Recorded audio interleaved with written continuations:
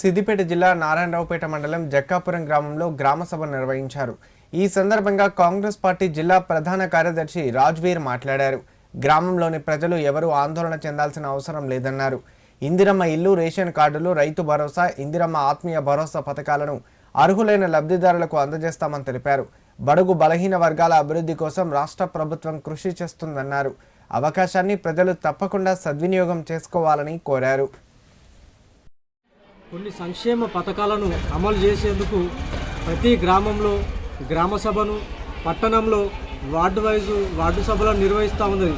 ప్రధానంగా ఇందిరమ్మ ఇల్లు, అదేవిధంగా రైతులు ఈ మన ఆత్మీయ భరోసా, అదేవిధంగా కొత్త రేషన్ కార్డులు, అదేవిధంగా రైతు భరోసా ఏవైతే గతంలో పాడుబడ్డ భూములకు, అదేవిధంగా ఇల్లు కట్టుకున్నటువంటి భూములకు, వేరే ప్రభుత్వ కార్యాలయమైనటువంటి భూములకు ఆ రోజు రైతు బంధు రావడం జరిగింది. ఈరోజు అవన్నీ కట్ చేసి ఏవైతే నిజంగా వ్యవసాయ భూములు ఉన్నాయో ఆ భూములను గుర్తించి వాటికి మాత్రమే ప్రభుత్వం రైతు భరోసా ఇచ్చే పథకాన్ని స్టార్ట్ చేయడం జరిగింది. అదేవిధంగా గ్రామాల్లో, పట్టణాల్లో ఎవరైతే నిరుపేదలు ఉన్నారో నిరుపేదలందరికీ కూడా ఇందిరమ్మ ఇండ్లు ఇవ్వాలనే ఉద్దేశంతో ఆ విషయం కూడా ప్రతి గ్రామంలో ఎక్కడో లక్కనే అధికారుల సమక్షంలోనే గ్రామ సభ ఏర్పాటు చేసుకొని అందులోనే ఎవరైతే అర్హులు ఉన్నారో అర్హులకు సంబంధించిన జాబితాను తయారు చేయడం జరుగుతుంది.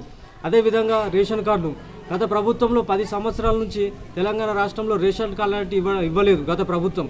కానీ ఈ కొత్త ప్రజాపాలన ప్రభుత్వం రాగానే రేషన్ కార్డులను మంజూరు చేయడానికి సంకల్పించింది.